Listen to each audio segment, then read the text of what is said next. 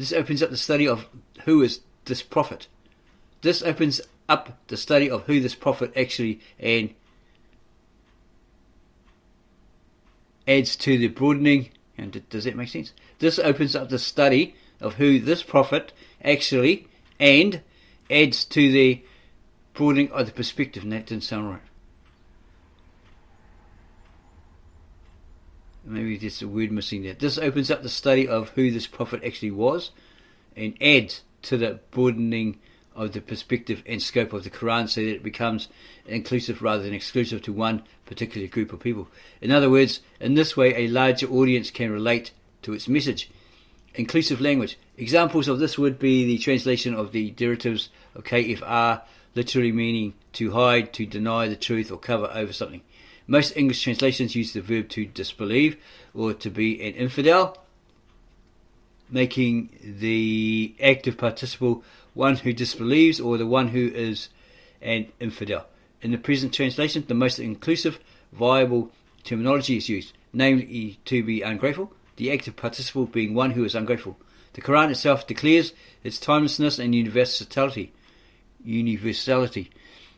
Therefore, its understanding or interpretation must also be internal and for all time, inclusive of all of humanity, rather than exclusive to one group of people.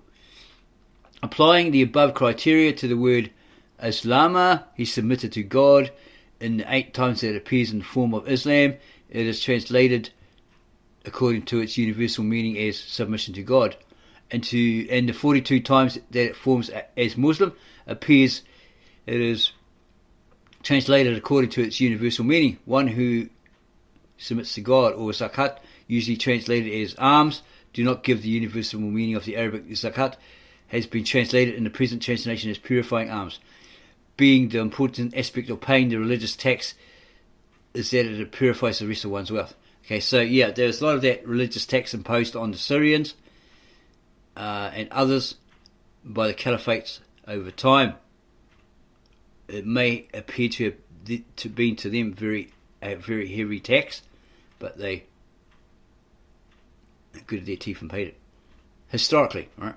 It's all historical that these caliphates put on these people's a religious tax, and then after that they were like, basically left alone to do their thing as long as they had no idols or something like that. All these different rules, right? Under Islam, the rule of Islam. Another example of the use of inclusive language is in an attempt to speak to people in their own language is the use of God instead of Allah. God is the English rendition of the Hebrew. From the German, probably, Gott. G umlaut O double T. Gott.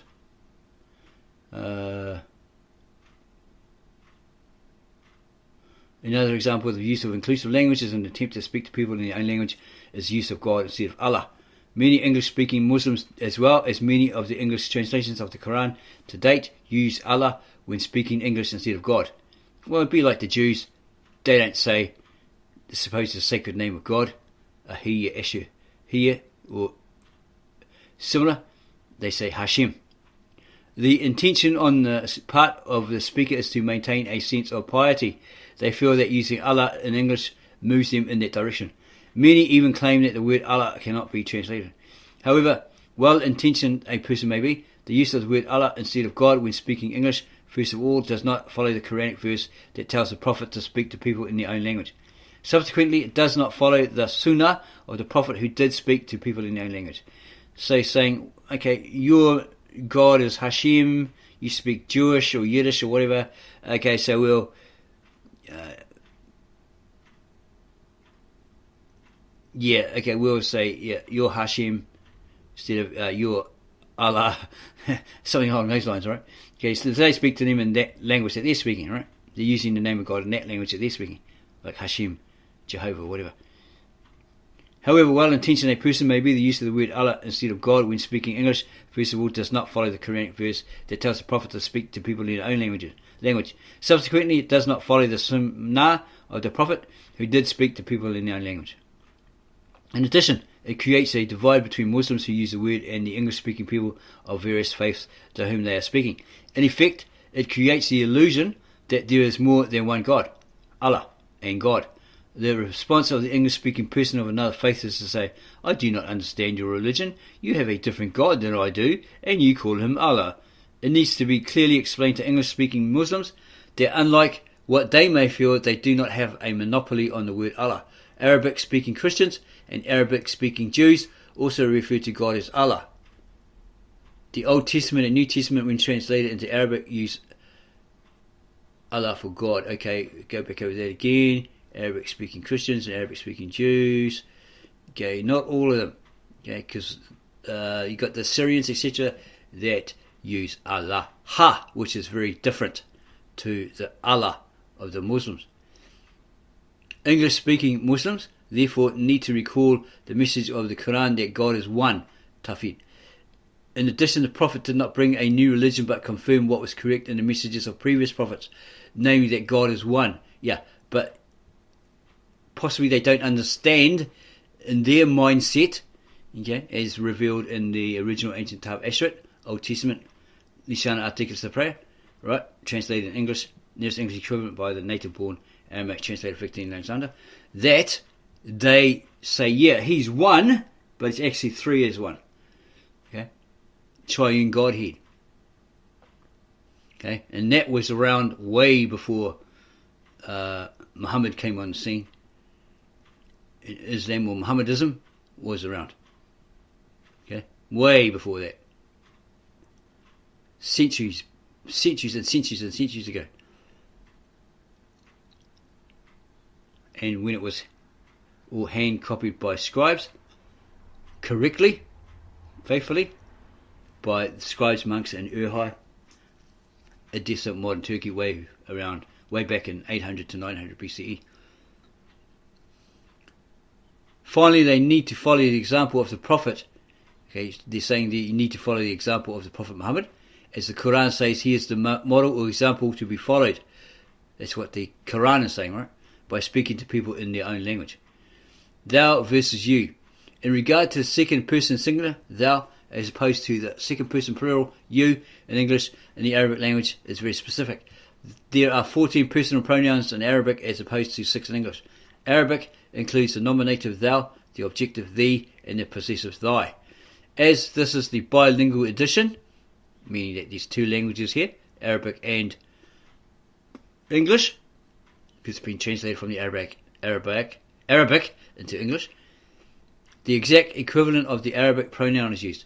Whereas to many, this is what they call King James English. Well, that's the Old English, Middle English, etc. From the theological point of view, it is important to keep the distinction. The distinction between using the second person singular, thou, thee, thy, refers to the oneness of God, the singular God. Whereas when you, or second person plural, is used for God, we are indicating that there are plural gods. This is the only sin that the Quran says is unforgivable. Okay, well that's the Quran, right, saying that there's more than one God. That's what that religion, that's what their prophet is saying, and that's what they're saying, this translator is saying. Oh, it can't be unforgivable. If God is the forgiver of all sins, then would that sin not be forgivable? It wouldn't be unforgivable, would it? Unforgivable. There is that unpardonable sin where you're blaspheming against the Holy Spirit. You deny its power, you deny its existence, etc., etc. Many Christians today say, oh, there's also blasphemy because you don't believe in Jesus Christ. That's the unpardonable sin. No, as far as we know, it's denying that the Holy Spirit has that power, that exists, etc., etc. Probably part of the Roman Catholic doctrine, dogma, but probably in we'd have to check out the original ancient Galilean, Aramaic, etc., to find if it's there as well. We believe it is. So this came before the Roman Catholic Church. So yeah, who's the more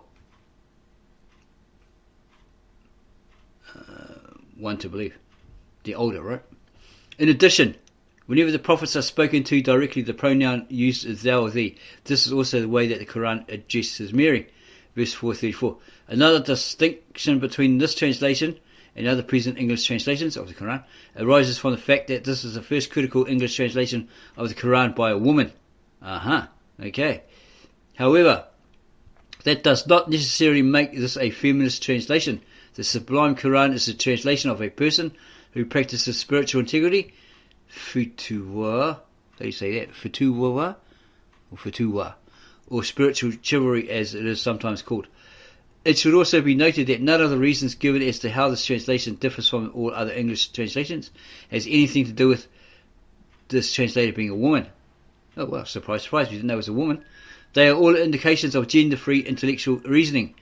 Just as the translator found a lack of internal consistency in previous English translations, the translator also found that little attention had been given to the woman's point of view. While the absence of a woman's point of view in Quranic translation and commentary for almost 1500 years since the revelation began clearly needs to change, it must be acknowledged that there are many men who are supportive of the view of women as complements to themselves, or equals, as a completion of their human unity. So they treat them as equals. To them, the translator and other Muslim women are eternally grateful. They relate to women as the Quran and Hadith intended. The criticism women have is towards those men and women who are not open to this understanding, who are exclusive in opposition to the Quran and Sunnah's inclusiveness. Clearly, the intention of the Quran is to see man and woman as complements of one another, because that's what they were originally when Adam and Eve was created for Adam. She was his companion, his helper, his mate, his complement, right? His equal.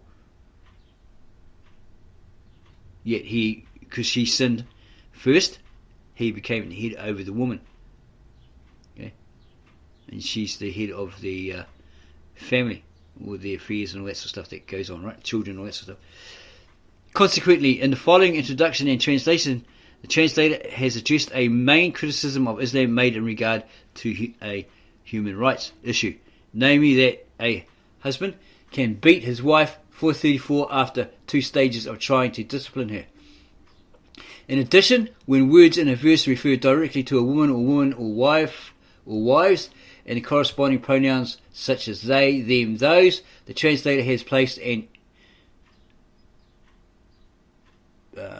bracketed F after the word to indicate the word refers to the feminist gender specifically.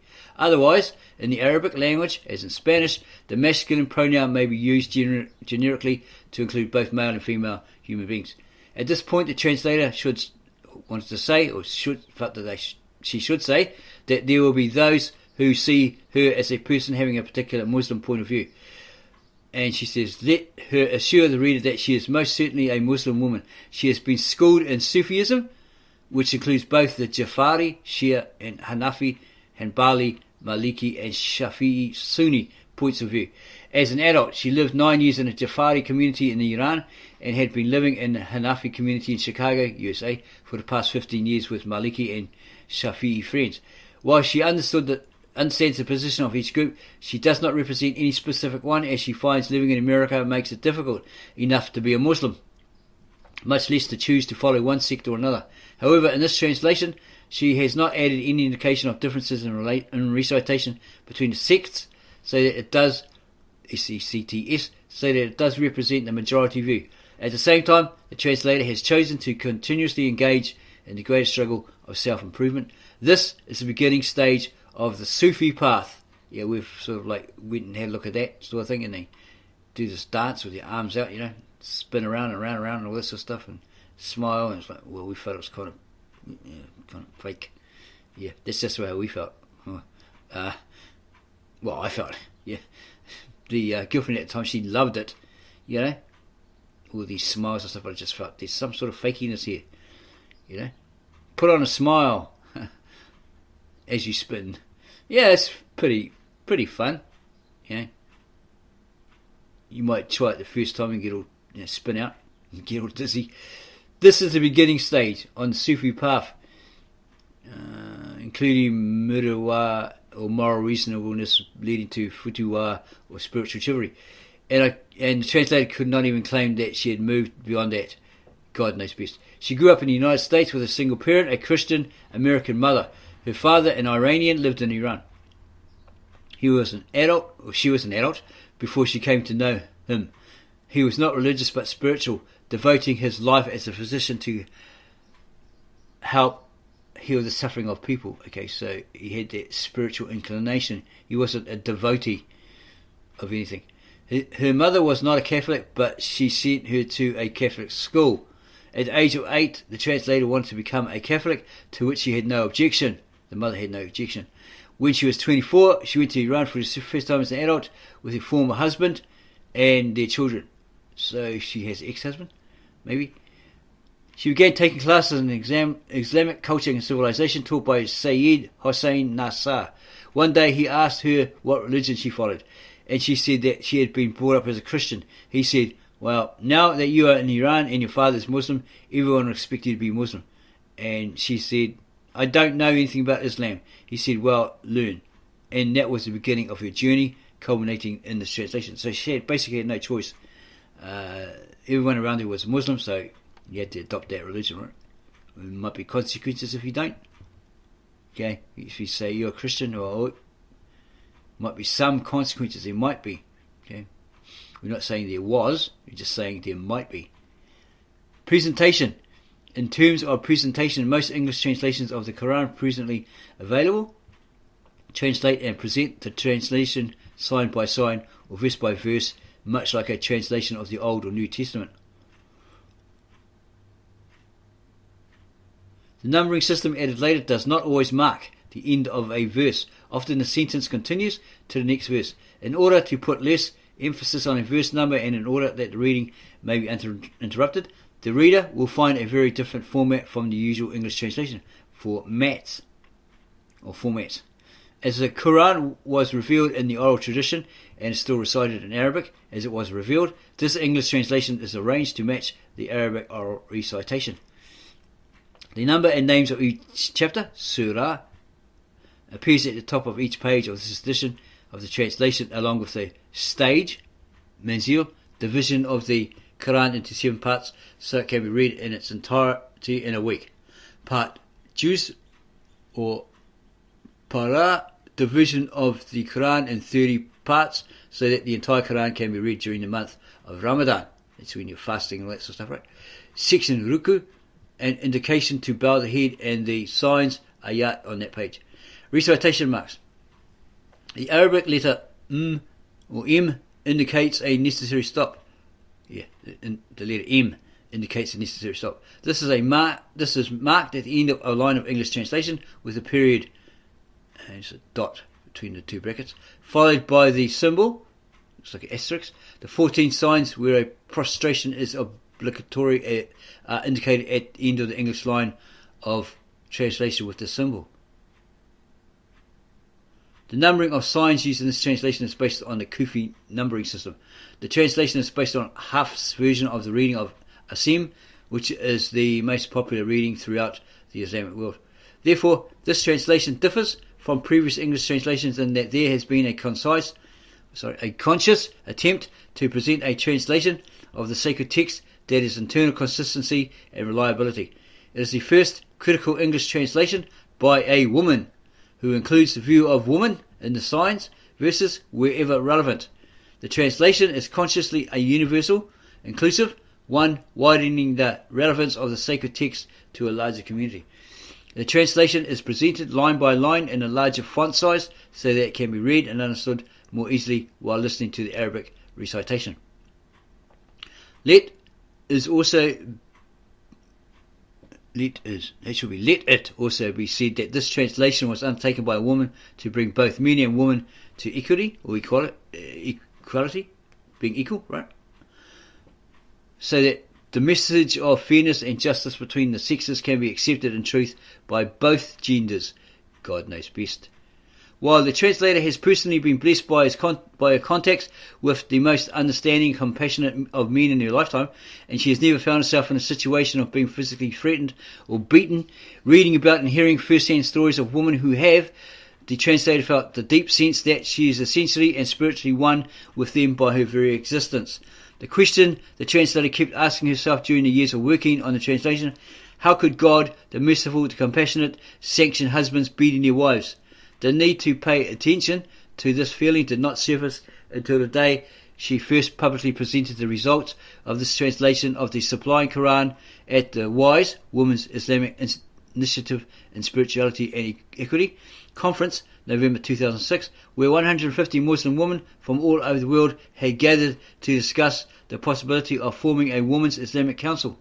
The translator gave the logic as to why the word to beat in 434, probably Surah, has been a misinterpretation.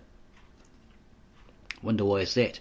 At the end of the session, 2 Muslim women approached her. They said that they work in shelters for battered women and that they and the women in the shelters have been waiting for over 1400 years for someone to pay attention to this issue through a translation of the Quran. The heavy weight of responsibility suddenly fell upon the translator's shoulders, and she had to publish her findings as soon as possible to initiate a dialogue with the exclusivists. Hopefully, the initiating of a dialogue will further open the minds and awaken to consciousness and conscience those men who place their hand on the word of God, giving themselves permission to beat their wife, and those women who believe they deserve to be beaten. The translator asked for the forgiveness of the one God for any errors in this translation, at the same time that she asked for his blessings. Laleh Bakhtiar, Chicago, January 2007. Notes to the preface. 1. Muhammad Khalifa in notes to the translator. 2. The Quran was revealed in classical Arabic, not modern Arabic. Many speakers of modern Arabic cannot understand the meaning of the Quran. Yeah, that's a problem there, isn't it? Well, it has to be a problem. Whoever wants to learn the Quran must learn classical Arabic, which is what she studied at Tehran University in a PhD program and later with a private tutor for 3 years. Also, anyone familiar with the Persian language, it's probably Farsi, can read the classical Arabic of the Quran, but may not understand the meaning of each and every word as well. Persian language borrowed many words and structures from Arabic. Both languages are written the same way, from right to left, with the same alphabet. While Arabic has 28 letters in its alphabet, Persian has 32. 3. American Library Association, Library of Congress, 1997, ALC/LC Romanization tables, transliteration schemes for non-Roman script. Yeah, when you look at this book, it said, like, say the word Persian, then it's got 4. This is what it's referring to. Then you should look at the notes to the preface. Okay, and so forth. And down the bottom here, item 5. One Iranian woman, Tahir Safarzadeh, and one American woman, Muhammad, have translated or worked with a group on a translation of the Quran into English previous to the publication of the Sublime Quran.